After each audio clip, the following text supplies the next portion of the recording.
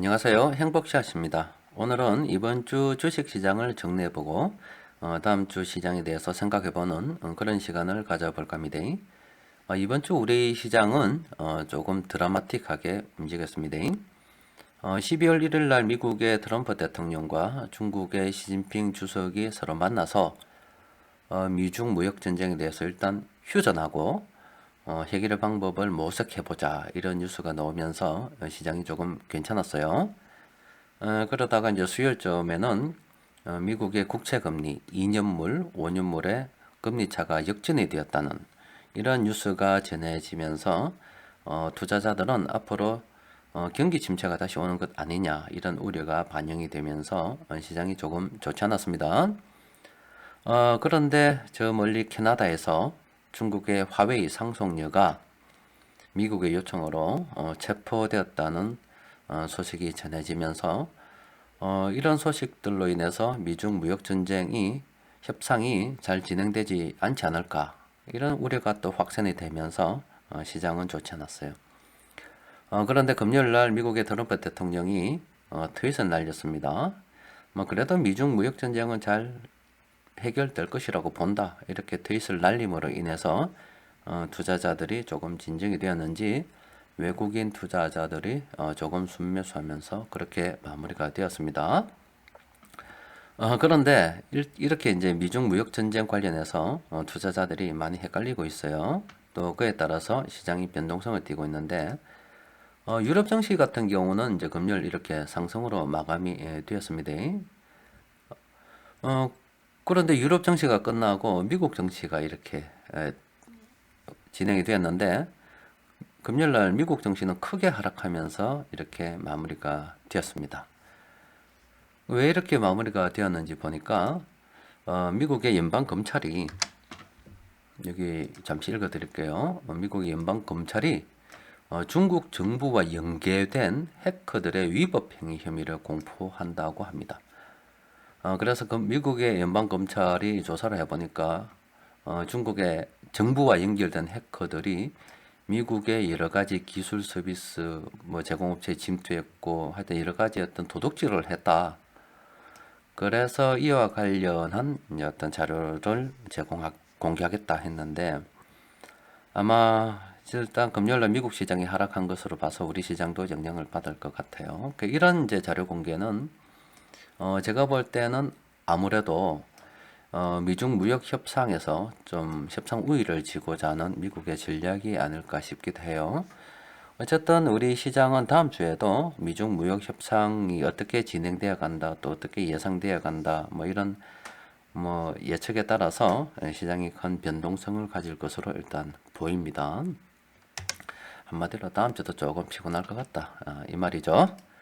자, 우리 시장의 수급을 잠시 살펴보면 앞서 말씀드린 대로 월요일 같은 경우는 월화는 어떤 미중 무역 전쟁이 해결되지 않겠나 이런 기대감이 있었고 수요일 날은 외국인들이 약 한 2천억 원 정도 팔았는데 이것은 미국의 장단기 어떤 금리 차가 역전이 되면서 투심이 악화되었고 또 그리고 목요일 날 같은 경우는 화웨이 상속녀가 캐나다에서 미국의 요청으로 체포되면서 또 투자 심리를 악화시켰고 금요일 날은 트럼프 대통령이 무역 협상 잘 될 거야 이렇게 트윗을 날림으로 인해서 약간 외국인들이 매수하면서 끝났습니다. 자, 여기서 제가 여러분들께 이번 주 상황하고 상관없이 잠시 한번 말씀드릴 것이 있는데 요즘 경기 침체 이런 이야기 많이 나오죠. 또 그와 관련해서 저도 경기 진단을 해드린 적이 있습니다. 미국의 골드만삭스 같은 경우는 예전에 2008년 금융 위기 이후로 계속 펀드 매니저들의 숫자를 줄였습니다. 그 대신 또 컴퓨터 기술이 많이 발전함에 따라서 컴퓨터를 통해서 주식 투자를 하고 관리하는 인력, 프로그래머는 좀 굉장히 많이 채용이 되었고 제가 정확하게 봤는지 모르겠습니다만은 펀드 매니저는 2명 남았다 그래요. 컴퓨터와 프로그래머들이 펀드 매니저들의 자리를 차지했다 이 말이죠. 그렇게 미국 시장에서 컴퓨터로 시장이 이렇게 움직인다면 여기서 우리가 생각해 봐야 될 부분은 우리가 예전에 사람들이 주식 투자를 할 때는 여러분들 종합주가지수 차트 자세히 보세요. 1995년부터 97년까지 우리 시장이 한 3년 정도 이렇게 길게 하락을 했습니다. 그런데 2007년도, 2008년도 미국발 금융위기 때는 요보다는 짧아요. 한 1년에서 1년 반 정도 짧았습니다. 그래서 제가 볼 때 다음 금융위기가 만약에 온다면, 뭐 언제가 될지 모르지만 온다면 예전보다 일단은 기간은 짧을 거라 생각을 해요. 일단 제 생각으로는 한 6개월 정도 되지도 않을까 이렇게 생각을 하는데, 왜 그러냐면 컴퓨터가 매매를 하기 때문에 사람이 파는 속도보다 엄청나게 빠르게 시장이 악재가 발생하면 순식간에 팔아버립니다. 특히 미국 같은 경우는 상하한 제한이 없잖아요. 그래서 주가가 마치 절벽 떨어지듯이 쑥 떨어지는 일이 발생이 될 수도 있다 생각을 합니다. 그 대신 회복력도 빠를 것이라고 생각을 해요. 우리 시장 같은 경우도 지금 보시면 아시겠지만은 뭐 거래소에서 월요일부터 이 국가 지자체에서 나오는 이 물량 있죠. 이 물량을 연기금하고 통합을 해서 발표를 한다고 해요. 물론 뭐 우정국 같은 경우는 현재 어떤 주식 거래사가 없기 때문에 저렇게 활발하게 활동하고 있지만, 사실 우정국이 활동하기 전까지는 국가 지자체 물량이 거의 빵이었습니다. 그래서 합쳐본들 뭐 별 차이는 없을 것이라 생각하고 있습니다. 어쨌든 현재 우리 시장에서 외국인과 이 금융 투자를 제외하고서는 거의 수급이 없어요. 거의 없다고 보시면 됩니다. 합쳐보고 뭐 어떻게 한다 한들 크게 영향을 미치지 못할 것 같지만, 제가 여기서 말씀드리고 싶은 것은 이 금융 투자의 물량이 굉장히 많다 이 말이죠. 원래는 정권 선물이었습니다. 그러니까 금융 투자 이전의 이름이 정권 선물이에요. 그러니 그 정권회사들이 여러분들 돈 맡기면 뭐 CMA 같은 거 있죠, MMF 같은 거 그런 돈 가지고 운영도 하고, 또 선물이라고 해서 투신이 ETF를 통해서 인덱스 펀드를 통해서 많은 주식을 들고 있어요. 그러면 선물과 현물의 가격 차이에 의해서 프로그램 매매가 많이 들어온다 이 말이죠. 그래서 현재 우리 주식 시장에서도 이 컴퓨터 알고리즘 매매, 프로그램 매매 영향을 많이 받고 있어요.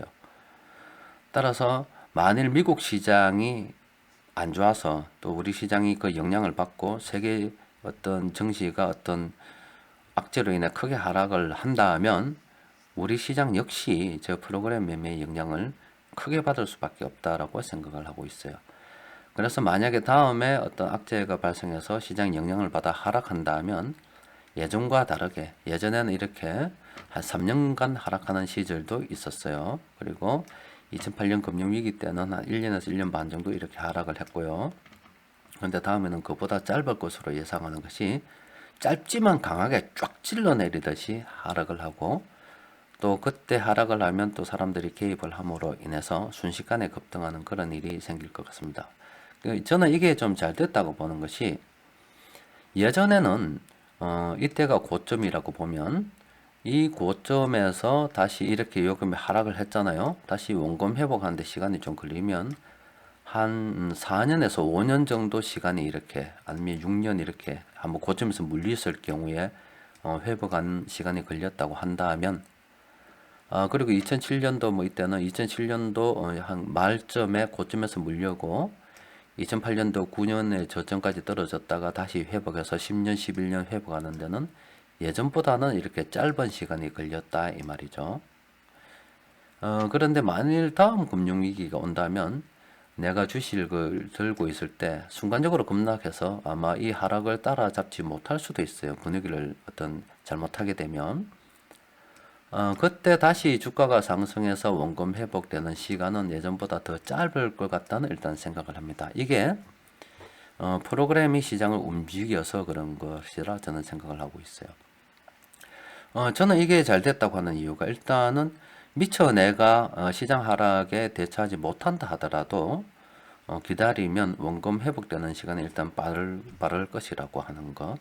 또 두 번째는 만일 내가 현금을 잘 보유를 하고 주식 50%, 현금 50%잘 보유를 해서 있던 중 만약에 이렇게 급락이 일어난다면 짧은 시간에 크게 돈을 벌 수 있는 기회도 있을 것 같다는 생각을 합니다. 그래서 앞으로 시장의 변동은 컴퓨터 기술이 발전하고 또 빠른 매매가 가능함에 따라서 이렇게 예전 사람이 수작업으로 할 때보다 점점 이 하락과 상승하는 기간은 짧아져서 시장의 변동이 커질 것이라고 저는 보고 있어요.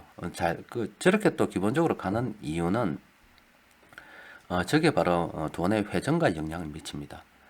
우리도 돈을 많이 벌고 싶지만 세력들도 돈을 많이 벌고 싶어요. 기관 투자자들도. 그러면 돈을 많이 버는 방법은 제가 말씀드렸잖아요. 이 투자라고 하는 것은 돈과 시간입니다.